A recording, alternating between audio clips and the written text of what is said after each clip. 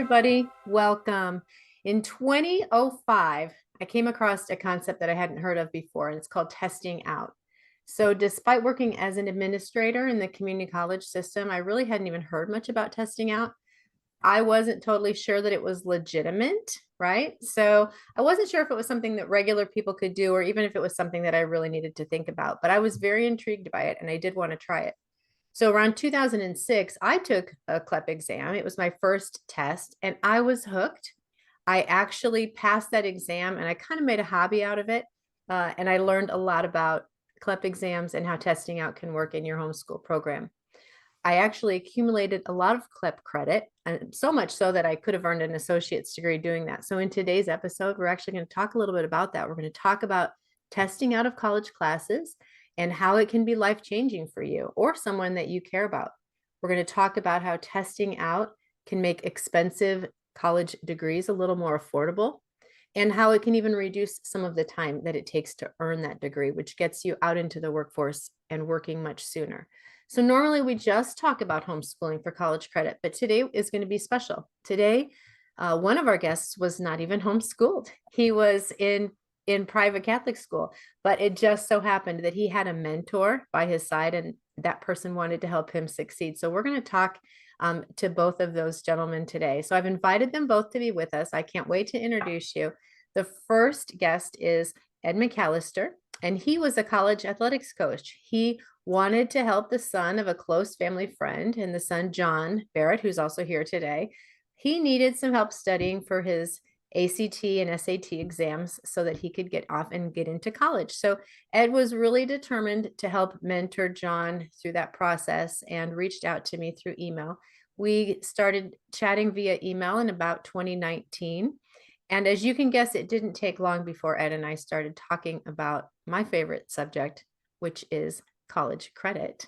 But before we jump into the details of Ed and John's story, I just want to talk to you briefly about testing out of college classes, because if you are like me, you might be thinking that testing out of a college class is only for someone who is a genius, maybe for someone who has a photographic memory. Certainly, you'd have to be brilliantly super smart in order to test out of a college class. But guess what? Regular people test out of college classes all day long. And if I can study and pass a multiple choice college credit class, then certainly many of you can do the same as well. So I am not a great test taker, but I did take many of these exams myself, and I passed almost everyone that I studied for. I ended up stockpiling about 2 years worth of college credit. And this was before I went back to college to get an associate's degree. I did this while I was homeschooling my kids. So this is a strategy that allowed me to kind of get ready for enrollment. And I was able to save thousands and thousands of dollars, as well as shaving lots of time off of what it was going to be when I did decide to enroll. So I want to emphasize that what we're talking about today is really better than hoping for a scholarship. And the reason that it's such a good strategy is because when you are putting all of your eggs in one basket, when you're hoping for that scholarship, the scholarship is not guaranteed, right? But also the scholarship just gives money, and that money pays for your classes, yes. But when you test out of a class, not only do you not have to pay for the class, but you get to skip the class. Now, this saves time, and time is super valuable. We never want to discount the importance of time when we're talking about college. And sometimes a scholarship can even obligate you to stay in college longer or to take more classes than what you had initially even intended. So this is a super great strategy. Some of the brands that you may associate with testing out would be Advanced Placement, and that's a product of the College Board. CLEP, which is what we're going to focus on today, that's a brand of the College Board. And then DSST, which is a Prometric. Now, AP is a little tiny bit different. You probably have heard of that. It is available for high school students. It's not really easy for everyone to take AP because you have to, if you're a homeschooler or if you're at a private school that doesn't offer AP, you really have to get permission from the high schools to take AP, and it can be a little challenging. But here's the thing, CLEP and DSST are open to anyone. And anyone of any age can do these exams. You can be a child, you can be an adult, you can be somewhere in the middle. And when you go to test out, you simply study on your own for as little or as long as you want. It might take you all year to learn something. It might take you 3 days to learn something. But when you decide that you're ready, you can take that test. You will register and pay for the exam. And it's approximately $100 for an exam, as that's kind of a good rule of thumb. And then that credit, if you pass, is held for 10 years. So you have 10 years until you have to use it. So there's really no downside to taking these exams. If you did fail an AP exam, there is a record of that. But guess what? If you fail a CLEP or a DSST, you don't have to disclose that. It's completely confidential. So there's no one that has to know. There's certainly no downside to it. So, oh my gosh. All right. So there's a lot of really cool things about CLEP exams. You can tell that I'm really excited about it. And you can see why I wanted to bring Ed and John in to talk today. So with all of that big long-winded introduction, welcome, guys. Thank you. Hello, thank you. Oh, good. Well, so Ed, let's start with you. So you were John's mentor in his about 6 year journey. And he wasn't even being homeschooled, but you knew that you could help him. Can you just share a little bit about why you first reached out to me and what you were trying to do to help John? Well, I was semi-familiar on a real limited basis with CLEP exams from the university where I was coaching. And they had utilized one or two possible exams for student athletes to maintain their eligibility. I started to recognize that within the 34 exams, that there were actually a number of exams that might be possible for a young person to take that might make this whole process a bit easier. And in the course of working with John, I worked with John for the ACT, primarily in math, but we conversed back and forth and about a lot of things. And I recognized that he had the capability of possibly getting credit for various examinations. He had taken some APs and gotten some passing grades, some not acceptable grades. Well, since only 58% of people passed the APs, I knew that John was very capable of racking them up. And I said initially to John, I'm just learning about this thing. So I'm not sure it's going to work, but I think it might. So you want to walk through this together. And it took a little while, but John eventually took his first exam. And from that point in time, it just clicked. John, welcome to the podcast. Congratulations on finishing your degree, your bachelor's degree, huge accomplishment. And you earned a bachelor's degree in business administration. Is that right? Yeah, management. Yep, administration. Okay, very good. Yes. Okay, so take us back. So when Ed was first talking to you about this, what was the first exam that he suggested that you try?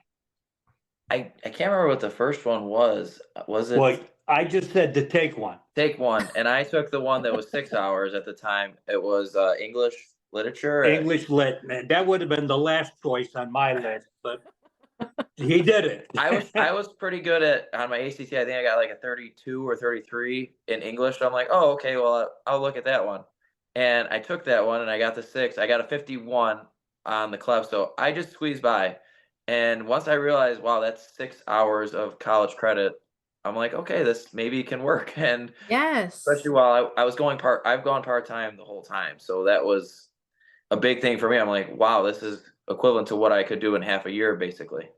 Right. And for those of you listening, that exam is a multiple choice exam, and it also has a written component. So there you do have to write some essays for that. But then that counts as the first and the second English composition for schools that give 6 credits for that. So that's a huge exam. Was it harder or as hard or easier than the advanced placement exam that you had done? I know you had done some exams. I don't know exactly if it was any harder or easier per se, but you know what? I went through AP English in high school, and you kind of get that pressure off of you, especially with the first test. Even taking that one, I was still like, if I don't do this, Ed's not going to want to work with me anymore. So like this guy doesn't get it. So there was definitely pressure with that one, I guess, but it wasn't too bad. You know, it's just you got to study, you got to put the work in to know that I know this category. I can't just show up and take this test. Yeah. So do you remember about how long you studied for that exam? The first one I probably studied the most. It was probably month and a half.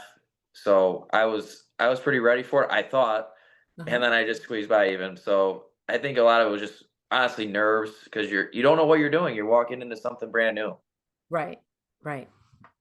So, so Ed, when he passed that first exam, did that kind of encourage you then to start bringing CLEP into a plan for him? Absolutely. Well, like I say, that wasn't the one I would have liked to have seen because there was probably a higher chance of that one being a failure. But once he did that, I looked it up. Illinois has a very good articulation statement there. And so when I started to look at the Illinois articulation, I recognized that this also gave him the opportunity to eliminate part of humanities and part of English.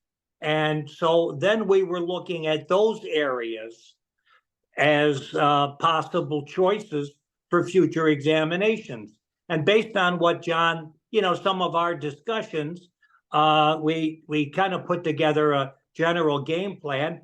I actually ordered many review books on eBay from, I found out in the course of doing it that REA was probably the best company as far as having these good review criteria. And so I took a couple of them myself just as practice. And it turns out if I could do it, I know John could do it. So it was kind of, okay, how does this one look? How does that one look? So he would take one and we kind of had a rule of thumb. If he got 65% or better, then we move on. If he got 50, then we'll think about it. If he got less than 50, we cross it off. So it was a lot of trial and error. So when you were doing this, John, what were your friends and family thinking about? I mean, it's kind of unusual to be studying to test out of college classes. Did anybody know that you were doing this? I would bring it up. You hang out with your friends, your family, you talk about it here and there. But I think most of my friends went to, if they didn't go to community college, which is a great option too, like some of my friends did that, but a lot of people just went to a 4-year university, that's the experience they wanted. And having to work and stuff like I did, it didn't bother me that I was going on a different path already. So, like let's throw another fork in the road to go this way, do this, try something different. It doesn't bother me. And I trusted Ed immensely with everything. He helped me with my ACT to start. And then once the ball got rolling, it's like, let's keep this going. He knows what he's doing. I'm gonna trust him. That's so wonderful. I think we're all really super impressed by your mentor Ed and everything that he kind of helped you with. I think that's wonderful. I really really do, and that's the reason that I brought you guys on. I'm just so impressed by the whole situation.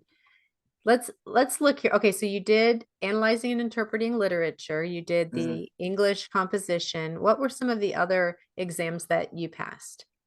I did Western Civ 1 and 2, No, just two, just two. So that's 1648 to the present. the two Mhm. Americans. Yeah, I did American history 1 and 2. I love history, and so does Ed. So that was an easy one. We liked actually doing those tests together and make it almost a little competition. If I you kind of want to see how high you can get on those. So those were fun to do actually. Like that was you're studying, but at the same time, it's like, oh, I forgot about this part of history or this thing. So that was fun. You had the Um, other econ, yeah, I had macroeconomics and did and I? then the DSST. Yeah, the DSST. So they were all either English, social studies, humanity based until the very end when he took a DSST in business. Yeah.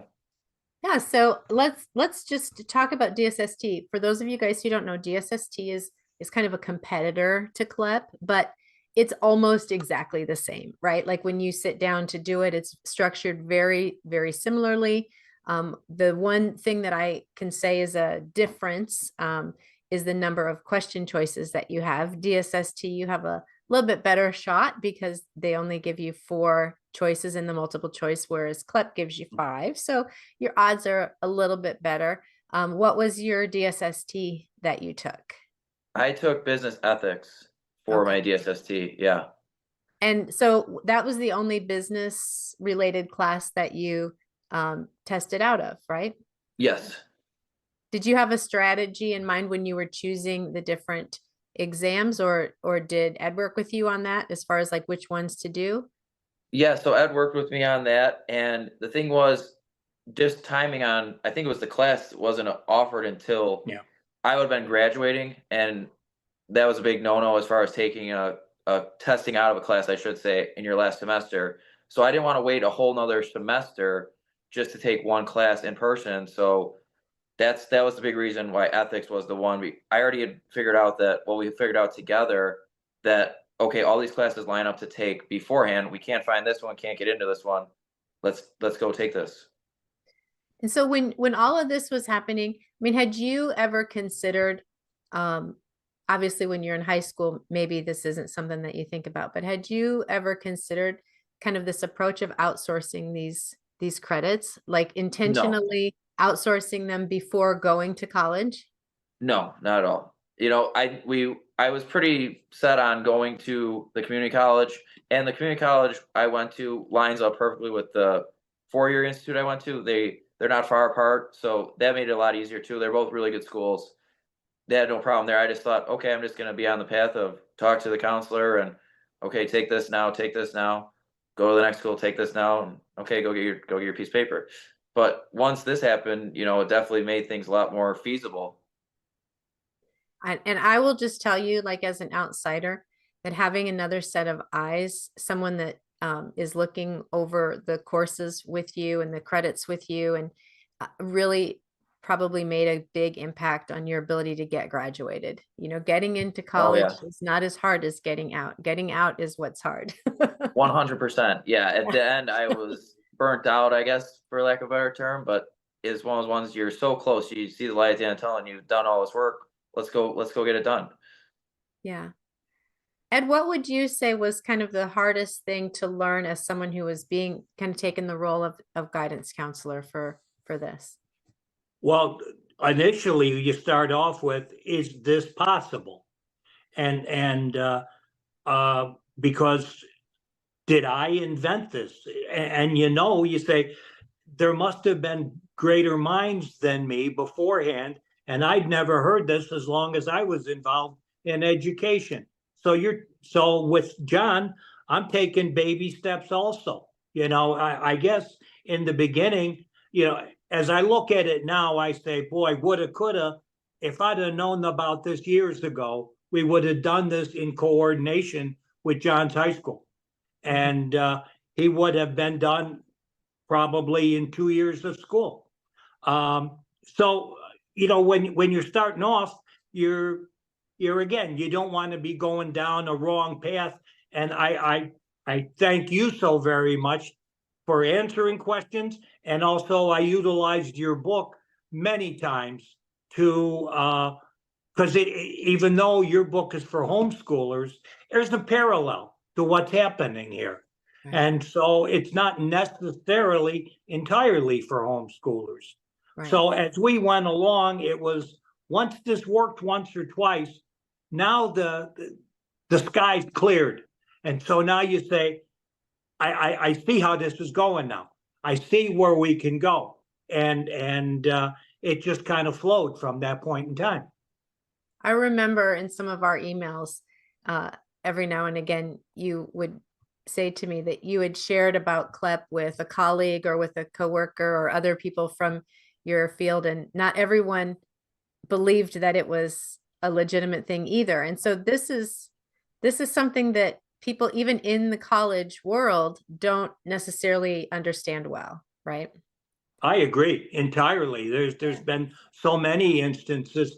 There was one instance where I was sitting down talking to the head of admissions at the same time, and I scheduled it this way, trying to convince him that this should be utilized on a more universal basis. while John is physically taking an exam. And so I said, when you're done, come on and meet me in this office. And so it's like, here is living proof. The man just saved $2,000 in 15 weeks. Yeah. Why just him? You know, and often when John was taking examinations, the examination room was empty because he was the only person taking them. They're out there, but people, they just don't believe it's possible, or they believe it's beyond them. Neither one of those are true. Right. So, John, do you consider, I mean, this is not meant to be self-depreciating, but do you consider yourself a really good test taker? Do you feel like you had that as an advantage going in, or no? I'm good. That's you know, I'm not higher or lower than the average person, so that's about as fair as I can make it. You definitely need to study. You definitely need to have someone in your corner that can tell you, okay, here's what you need to take now. Here's what we need to go over. Here's what you're missing on. Because unless you're a genius, you're not going to know these things right off the top of your head. Right. Ed, why do you think that more colleges don't promote CLEP to the undergrads? Uh, to be very frank about it, they want 100% of the tuition. And I think that there are people that they miss because they wind up getting 100% of zero. And if you'd be satisfied getting 85 or 90% of a slightly smaller amount, you probably would add to your enrollment overall. I think if more people knew that this was a readily available and sponsored manner of having a higher percentage graduate, they would be doing it. I've seen various studies that once you take one of these exams, you have a 16% higher likelihood of graduating. Once you have skin in the game, many times you're there for the long haul. And one more thing about John, you know, as John's peers who went to four-year schools right out of high school, after four, I thought it wouldn't be too bad for John because he's doing it part-time. He's working, he's initiated a couple of businesses while he was going to school. After the first 4 years, when his friends had now graduated, I was afraid that, now he becomes the Lone Ranger. But, and so I had my pom-poms out, trying to cheerlead and make sure that he kept motivated, because it's got to be tougher then, especially since you are the Lone Ranger. You've taken a different path. But there was never a problem. By that point, he had so much skin in the game that he was going to finish. And he did so marvelously. And then at the end, with classes from Arizona State, that's another phenomenal alternative. And you present in your site other colleges. Actually, the one that I got my master's at, West Texas A&M, is a great proponent for outside classes and classes for high school people, and classes that transfer in at a reasonable price. And you've presented a number of different universities. So the more I learn, the more options that I'm aware are out there. And I think most people assume that that all colleges act one way or another, when in fact, I think as you explore all the different colleges wherever you live, I think you'll find that your college may or may not accept one kind of credit, but they may accept a different kind of credit. And so not to give up and think that, well, if I can't use CLEP, I guess I'll just be resigned to, doing all 4 years and every credit there at full price after high school. And there may still be other opportunities tucked in there. Yeah, we didn't have time to get into that, but you completed some classes with ASU with the Universal Learner, which is a great program, super popular in our homeschooling for college credit community. You use the community college, you use the associate's degree articulation agreement to help transfer everything over to your university. I mean, you employed a lot of strategies to really, bring that cost down and to get closer to the goalpost. And so I think that it's just such a good example of tenacity and smart planning. And I think you did a great job, and I really was impressed by Ed's role in all of this and how he mentored you. I think it's just so special, and I'm so glad that you guys were willing to come on here. So I'm going to just ask if you both have some final advice, and I'll let Ed go first. Any final advice for people who are thinking about CLEP, or for other adults who might want to mentor young people? Well, first of all, it's, John's situation is unique in one manner, but doesn't have to be unique. This can be replicated thousands of times. And every university, I talk to, again, in the athletic realm, I talk to a lot of different coaches.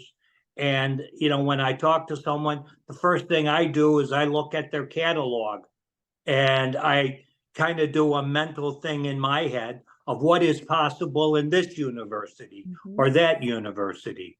And so there's as many different potential scenarios as there are universities. Right. And I think, for older students, many times they wind up going for their degree and they wind up having 6 hours or 12 hours of electives at the end. Boy, there's a great way to get rid of them. And many times they don't think of that, and they wind up finishing up by taking classes that become drudgeries, which can be eliminated. So yeah, I think this can be, although this is unique, John is unique, it can be replicated over and over and over again in just a myriad of people and universities. That's exactly right. I couldn't have said that better myself. That's I so gotta follow true. that. That is so Yeah. true. You have to follow that, John. Yes. Okay. Pass. No. No. Kind of following off that is that it can be replicated, and a lot of people get discouraged right away if they don't get something in AP in high school, or they're a bad test taker, they think, or they don't know this topic.